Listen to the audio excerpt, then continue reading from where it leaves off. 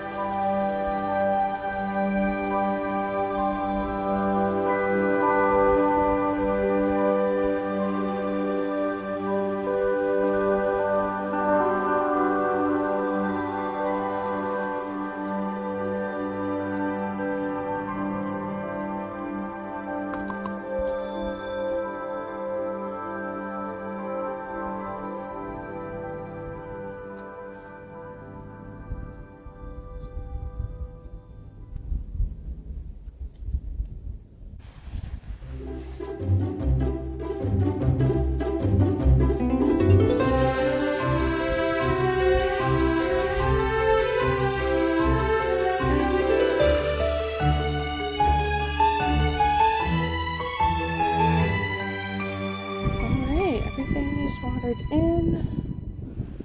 So, got these onions planted. I have very cute cages now, but those are the dahlia, kale. These are what I had to put over top: Brussels sprout, dahlia fennel,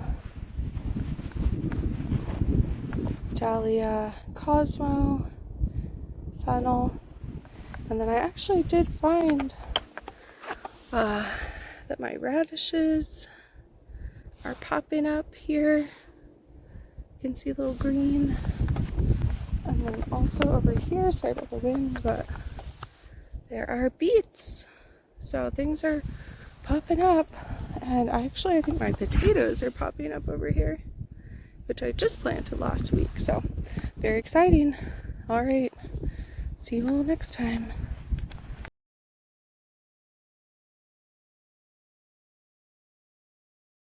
Well, it's kind of a mess right now, but this is my current potting shed. It's under our back patio. So I got this, I think on Facebook Marketplace, the pegboard and the piece of furniture. Probably in 2020, maybe 2021, when I was starting to outfit myself for the garden.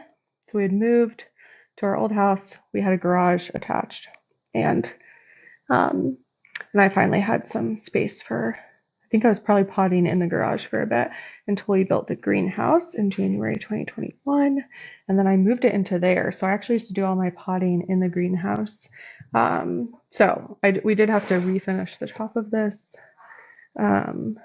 with another piece of wood because it had, in the moisture of a greenhouse, not done super well, especially in our rain, but this is what I use right now. So this is my sort of potting setup. I have a trug, that's what these are called. I think this is like a 2-gallon, maybe a 3-gallon one with my, trowels and such. I have my plant labeling stuff up there, got my gloves, and I have old seed trays that are the thin plastic that break.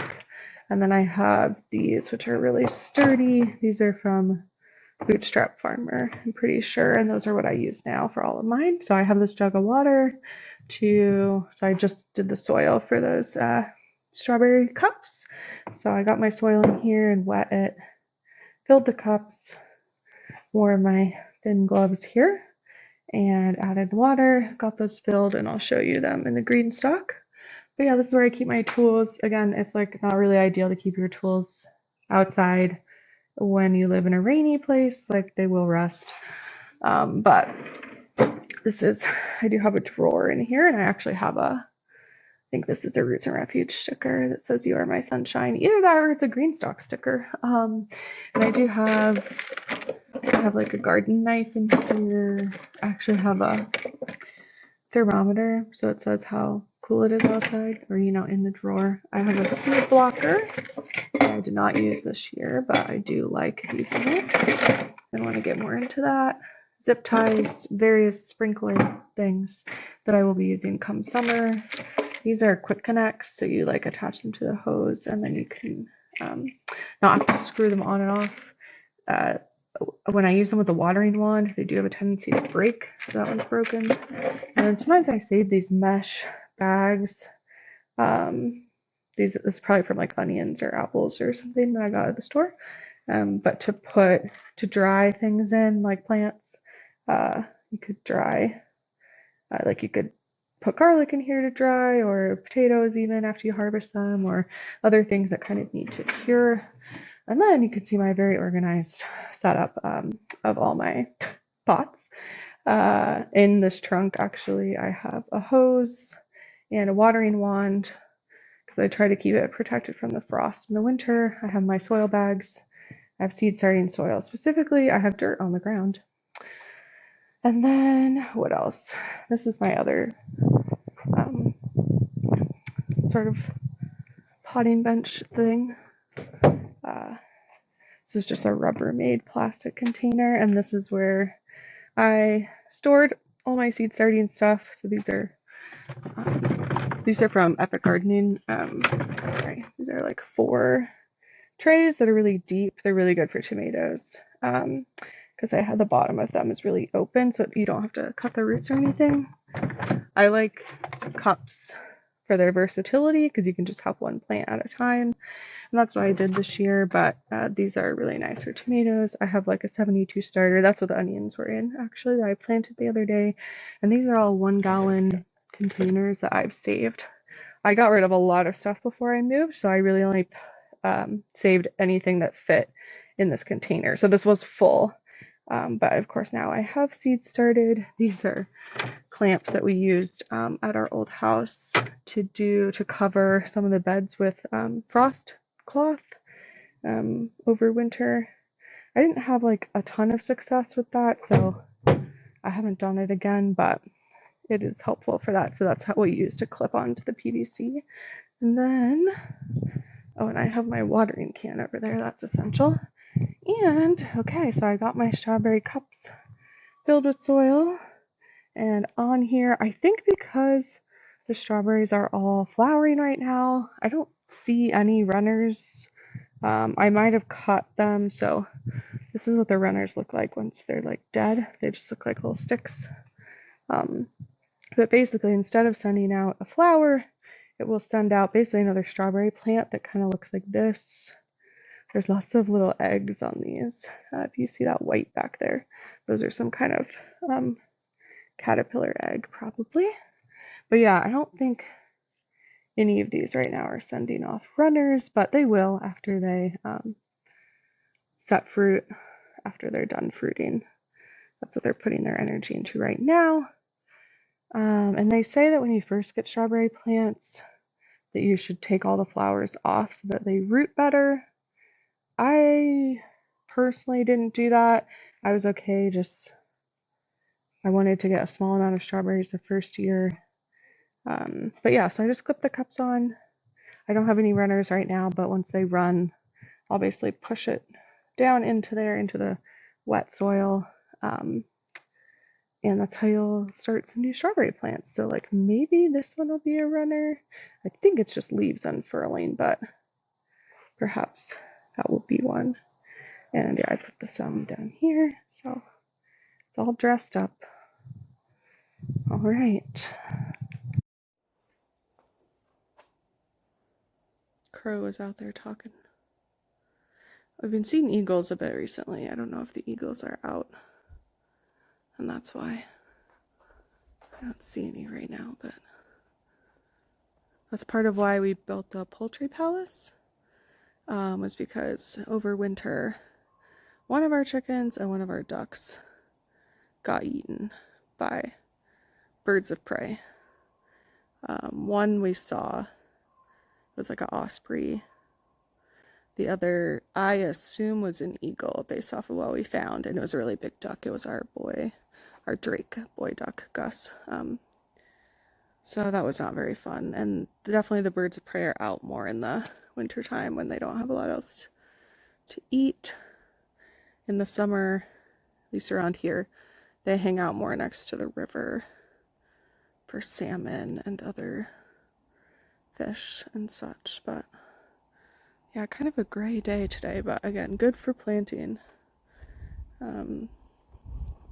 This is our big pile where we've been taking sticks from. Oh, there's the sun. Taking sticks from for chipping, but it's quite the project because they just dumped all these trees and stumps in a pile. And we don't have a tractor or anything right now, so we're just doing stuff by hand. So we will rent a chipper probably this weekend and chip to put stuff in the poultry palace so that we can move the birds in there, or at least the ducklings, because they're getting quite big for inside. And once it's warm enough, they can go out, and they mostly have all their feathers now, so very exciting. Okay, yeah, I still hear the crow, but I don't see the eagles. Here are all my seed starting plants in here. So these are some of the trays I was mentioning, so you can tell all my tomatoes are giant. You can hear the ducklings. I'm gonna start hardening these off actually this week. So they went outside today for a couple hours And I'll just keep increasing that. I'm putting my Bluetooth timer down here for now. But we have, what's in here? Those are pumpkins that popped up. I have black hollyhocks and borage. And then over here we have a bunch of pansies and loofah gourds, which I love to grow, and some lunaria in the back. And then, like I said, in here we are mostly tomatoes. They're really tall now. This is my hand. So they're like, I don't know, a foot tall. And I have a cucumber, I have a Brussels sprout and a kale for my mom. So I'm gonna keep hardening those off. I planted mine out. And then, yeah, just a million tomatoes. And by a million, I mean 1, 2, 3, 4, 5, 6, 7, 8, 9, 10, 11, 12, 13, 14, 15, 16, 17, 18, 19, 20, 21, 22, like 25 tomatoes probably. And then down here, I actually have cuttings. So I have lilac, oak, raspberry, maple, plum, fig, raspberry, like I said, plum, maybe that's it. I don't know what this one is.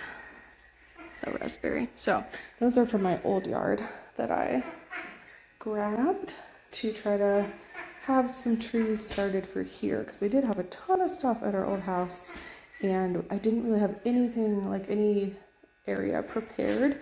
There were no garden beds here. There's the bed by the front door, but it just basically had ornamental plants in it. So I've added a lot of herbs and stuff in, but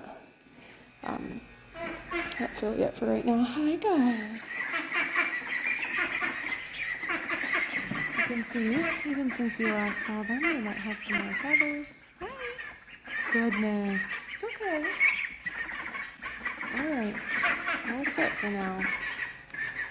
I will actually show you, I noticed today or yesterday that the potatoes are actually coming up. So there's one there. So I topped these off over the weekend, I think. And there are some other ones popping up. So the warmer temps and the rain, they're getting quite happy now. So that's a good sign. I haven't seen the other ones yet, but as it rains more. I did some weeding out here. I think I showed you that in the last video. And these guys are still quite small, but they don't get a ton of sun out here because this is north facing. So not really ideal for a lot of plants, but like I said, this is the space I had at first. So of course it's chock full. Oh yeah, here's a potato here. Starting in this bag too. So I will have to harvest these greens before the potatoes, but that should be fine. Potatoes will still take probably at least another 2 months to grow, and I'll be able to cut greens by then. The azalea is looking very nice. And there is a hydrangea back here, the little one back there that's starting. That's my red flowering currant that I'm very excited. Hopefully we'll have blooms soon for the hummingbirds, because I don't really have anything flowering right now for them. And they've been around looking for stuff. So the fruit trees again, still leafing out, looking pretty good. There's blueberry in there. This is some cutting. I don't know what it is. I think maybe, oh, this is walnut, I'm pretty sure. So we had a giant English walnut tree at our old yard. So I did take some cuttings, which for walnuts are often nuts that I found sprouting in my raised beds because the squirrels would plant them. So I have one there, and I'm pretty sure I have one down there too.